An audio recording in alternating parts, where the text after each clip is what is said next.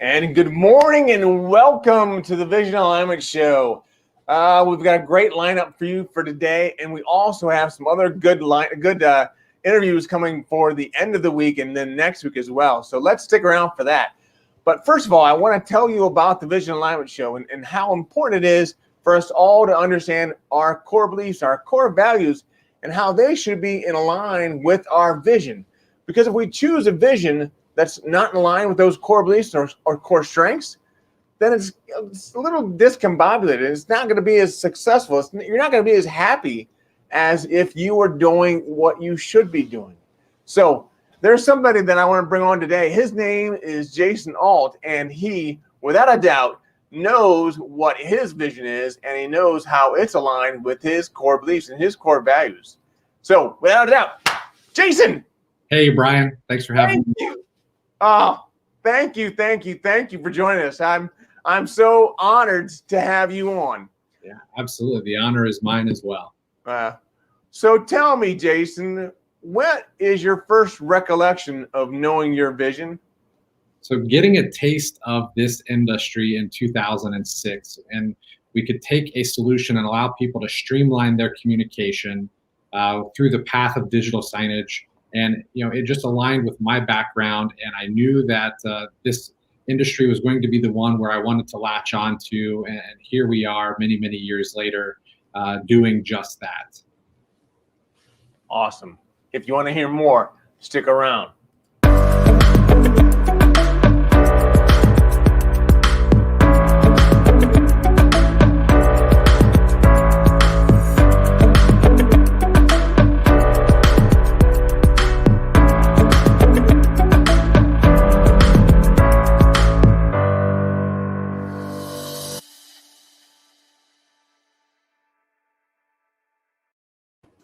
Awesome. For all of you, those that are joining us online, please put in a hashtag live and let me know where you're coming in from, because that's going to have us have a better understanding of where things are going. And then also, if you're listening on replay, put in a hashtag replay.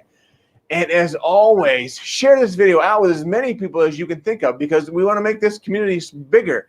And the bigger it is, the better we're going to be. And we're going to continue to bring in great people like Jason Ault. So, and by the way, also, in order to win a free copy of my book, signed copy of my book, I would like for you to put a picture of you winking in your timeline. So, and no, that's not because you're making fun of me, but it's all about understanding what makes you unique, where your core strengths, your core values are. So without a doubt, Jason Ault knows what his core strengths are. So having said that, Jason, and you've told us a little bit about your story already, but tell us a little bit more about your story. Can you please?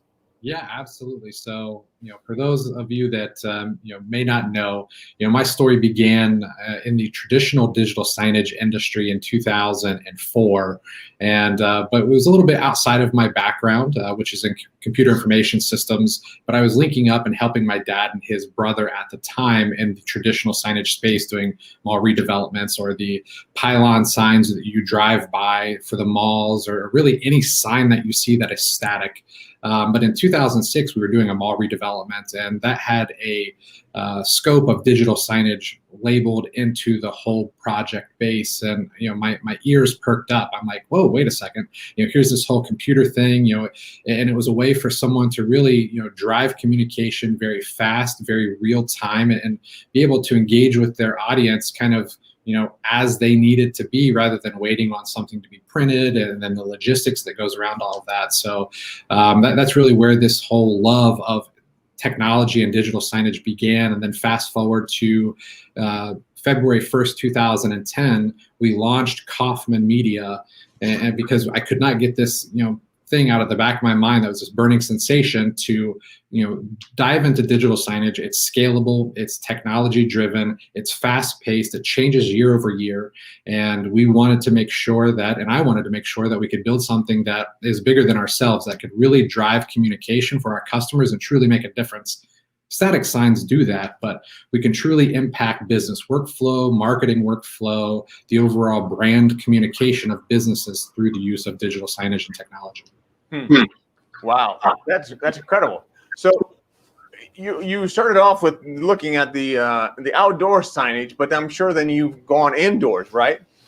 Absolutely. We actually started indoor and now are outdoor with digital. Oh. So we don't necessarily do billboards, but the same technology we do that with. So, signs you might see on the side of a building or a convention center, we do that inside of stadiums, all the way down to small 8-inch screens that are, on the outside of a meeting room where you can book that meeting room so no one else steals it from you when you're trying to have that meeting. Digital menu boards, really anyone that has a message they want to communicate. We're the FedEx of that information. We help it be from A to B and at the right time. Awesome. So I know at one point you used to load different stuff on a USB drive and then plug that into the board. It's probably gone beyond that, right? Just a little bit. There's definitely a lot of different softwares out there, and we're kind of an IT integrator in that regard, where we bring best of breed technology together. But we have some softwares that have been fortunate enough to be used across many verticals around the States, and fortunate enough to go to places like Saudi Arabia, Trinidad, Tobago, Jamaica. Unfortunately, they don't allow me to go visit those places, but I always volunteer. Yeah, I would go. Well, that's cool. So let me ask you, in terms of your vision, where do you see your vision going in the future? I mean, I'm assuming it's changed over time, right? Absolutely. It's changed over time, and then it's definitely pivoted in the last 12 months. So we've been an inch wide, mile deep in digital signage for the last now 11 years. However, we are not just a digital signage company any longer. We had to, our mantra, which I don't know if you can read it behind me here, it's pivot or plummet. And really what we said since March of last year, actually March 16th, when we walked out the doors and had to go home for a little while, is we needed to pivot or else we're going to get left by the wayside. So we're really a technology company that is able to, help workflow inside of businesses, whether that's externally facing, internally facing, marketing driven, operations driven, etc. We want to be a technology company that is focused on helping people communicate, helping people access buildings safely or on time or the way that they're supposed to, and then also just be a technology resource for our customers. So now we've gotten into commercial and commercial light drones, so we can help the law enforcement agencies, the fire departments, the construction world. So we're really just about being technology centric, but again, we still have that long-standing history in digital signage. So how is that a pivot from what you did before? So it was just about being where our customers needed to be, at the moment. Some of our customers in the digital signage space, especially in retail or in the food service industry, started to just get decimated or had to pivot and, start spending their dollars more wisely because their doors were shut. So it didn't make sense to have digital menu boards because they weren't having traffic. However, they did have employees that were still coming in to facilitate orders, on a very skeleton staff, or they needed to be able to do parking lot ordering. So we've been able to meet them at the crossroad of where their current need is, not where it was, but where it is today. Okay, so that's really how the pandemic has changed your vision, right? Absolutely. We always prided ourselves on being inch wide, mile deep with that vision, just being very modular and hyper focused in that regard. But the pandemic really opened our eyeballs to be not just inch wide, mile deep, but be a mile wide and a mile deep with technology that can help our customers. Awesome. So where did you talked a little bit about 2004, how things kind of started for you, but where do you think your vision has changed greatly? I mean, obviously the pivoting over the past year has been phenomenal, but where would you say your vision has changed the most? It's a great question. I think the vision has changed the most because, I honestly didn't know that I would be an entrepreneur.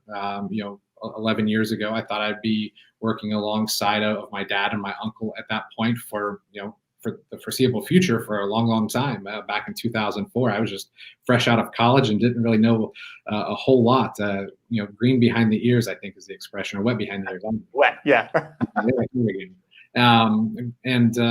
So I guess the biggest thing is, changing the vision is being a leader, being able to be the one that can kind of see things going forward, not just for the company perspective, but for our employees, the ones that, kind of look to me to guide our organization, to be that person for them, to make sure that they have that stability, for that long term for themselves and their family. So I'm sure you give a lot of advice these days because you've really grown up through the ranks, but what's the best advice you've ever gotten? To take frequency and action. A lot of people have a lot of ideas, but it's about taking frequency and action and not being afraid to, take that action, make it massive action. Throughout, my years, the last 11 years in Coffman Media, or even the last 12 months, the ones that didn't take frequency plus action are the ones that, really haven't been able to achieve their goals, or are looking back going, well, I'm still in the same place that I was 4 years ago. So that's the best advice that I can give someone is, if you have that idea, or even if you're just in an organization and you're looking to, create a betterment for yourself, create frequency and action in everything that you do, family oriented, business oriented, or even your own personal hobbies. When you say create frequency, you mean like create a habit? Create a habit, absolutely. And make sure whatever that attention is. So if you're getting attention of your customers or your spouse or your kids, or attention to your hobby, and then doing that in a frequency or a cadence that continues to build that attention, or to build that dream, or to build that relationship. Because if you don't do it with frequency, it's never going to come to fruition. Oh, that's good. Good advice. What would you say is the biggest factor in your success? I would say the team, and not just the team of our organization, but the team. Good answer. Yeah. So my family, my parents, my kids, there's a lot of times where I was traveling a lot pre-pandemic. I'm working a lot right now more than ever before, but I have a great support team behind me that allows me to do that understands. And then, I try to create life around work, not work around life.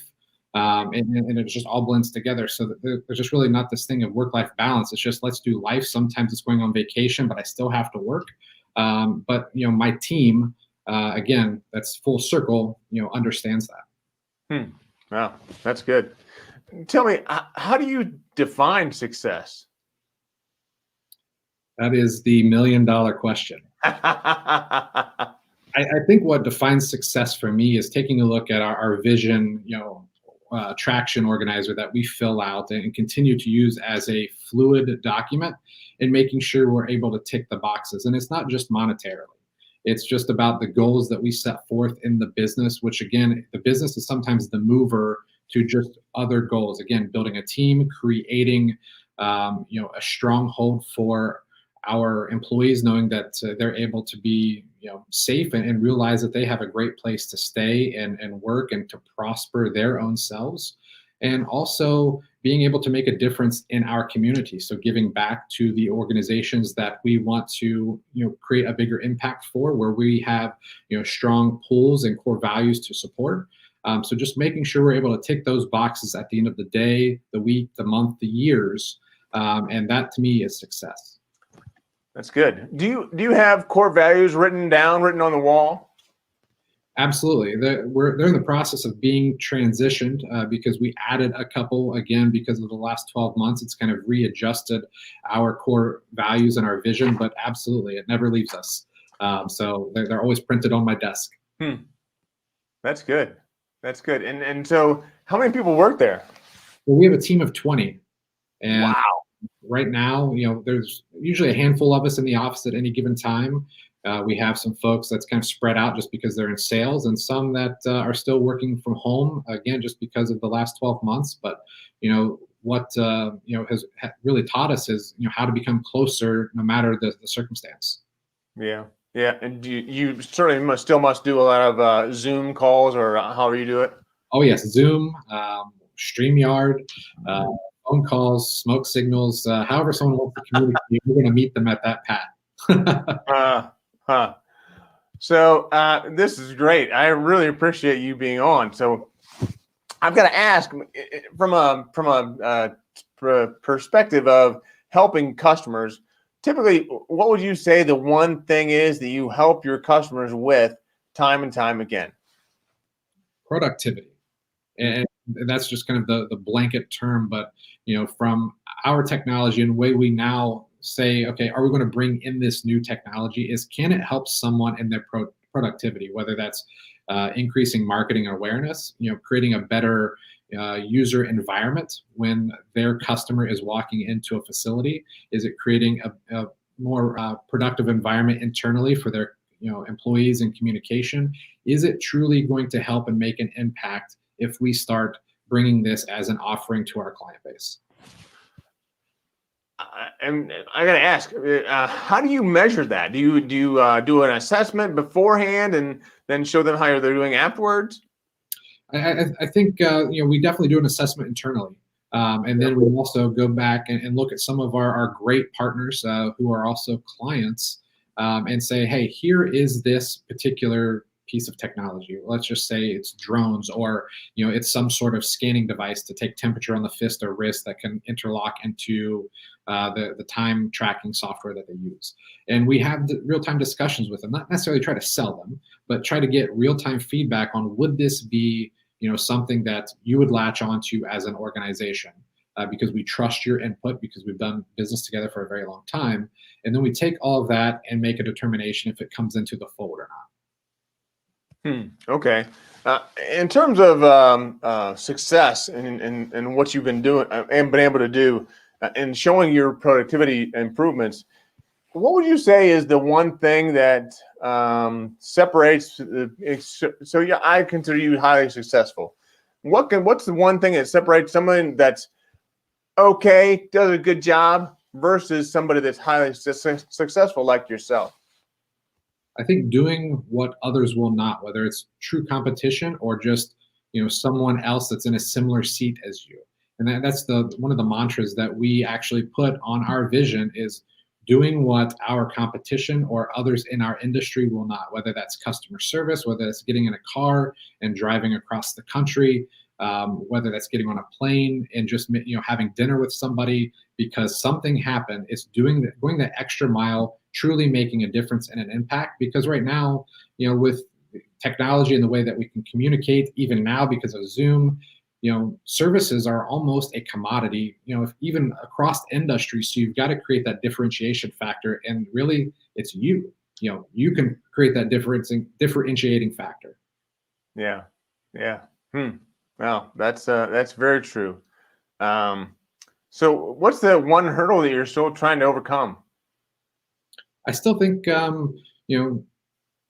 doing business, because it's ever changing, and that's kind of I guess an easy answer, but staying ahead of the curve, continuing to pivot and realizing to pivot before it happens, so someone else isn't leapfrogging you. I think Mark Cuban says it best: there's always someone working 24/7 right behind your shoulder, ready to leapfrog over you.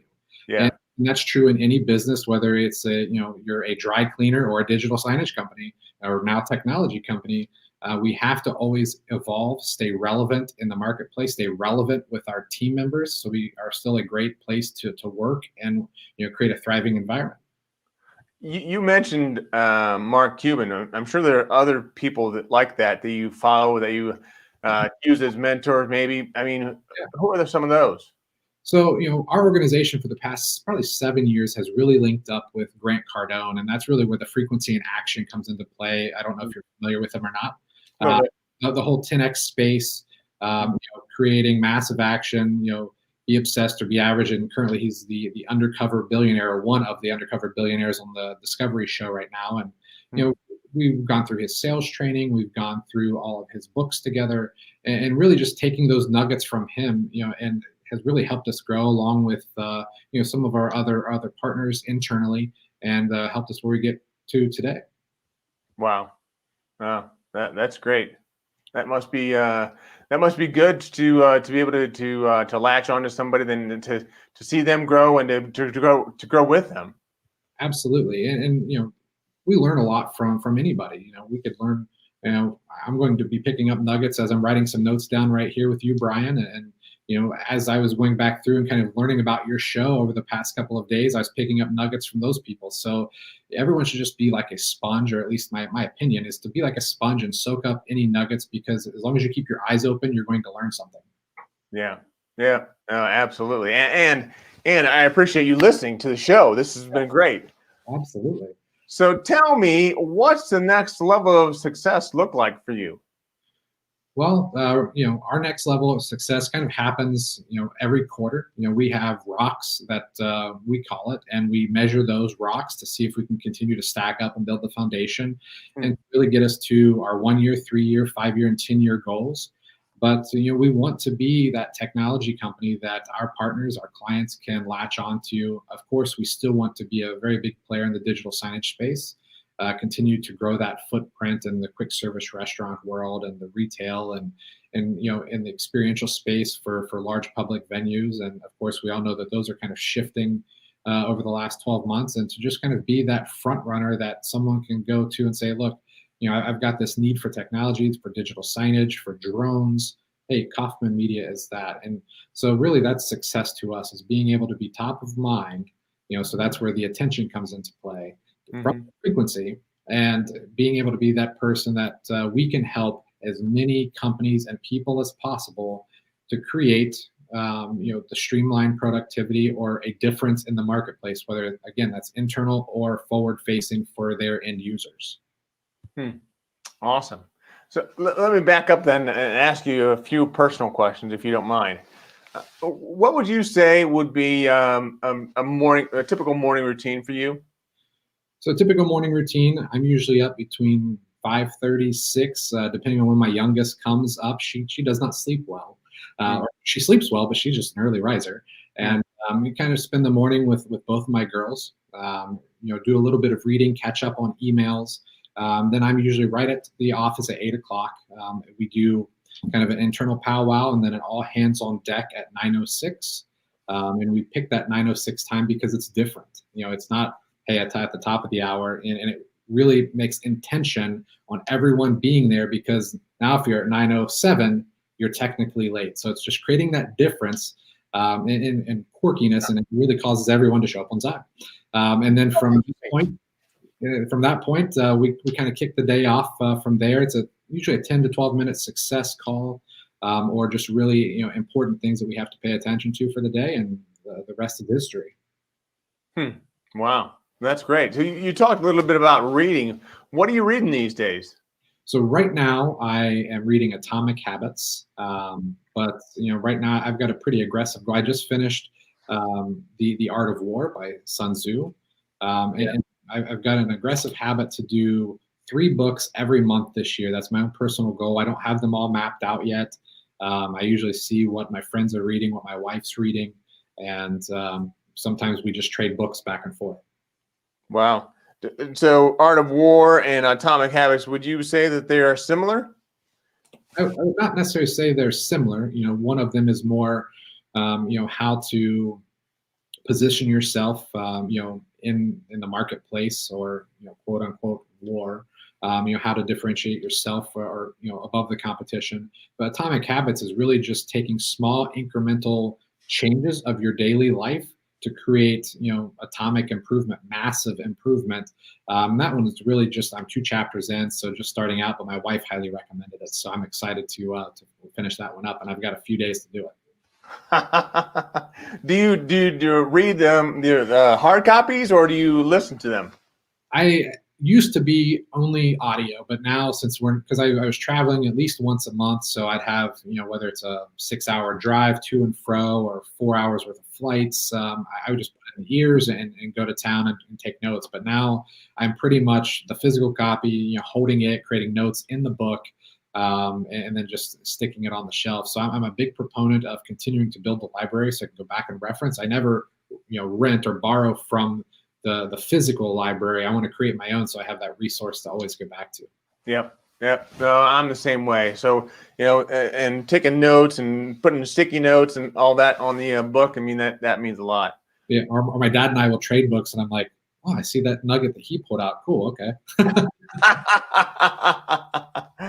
Well, tell your dad I said hello. Yeah, absolutely. He's in the office right behind me here. So. Awesome. Awesome.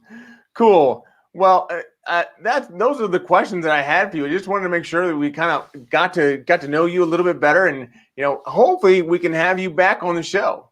Yeah, I would love to be back. It's been a pleasure and just an absolute honor to be on the show, Brian. And whenever you want me back, you just say the time and place, and I'll make sure to clear the calendar. Awesome. What would you leave our audience with to help them to understand how important it is to have their core beliefs and their core values aligned with their vision, and also the blinders and the blind spots? Yeah, I think you always have to pay attention to the blinders and the blind spots, and sometimes you may not see them, especially when we're kind of forced into the blind spot, again, for the last 12 months.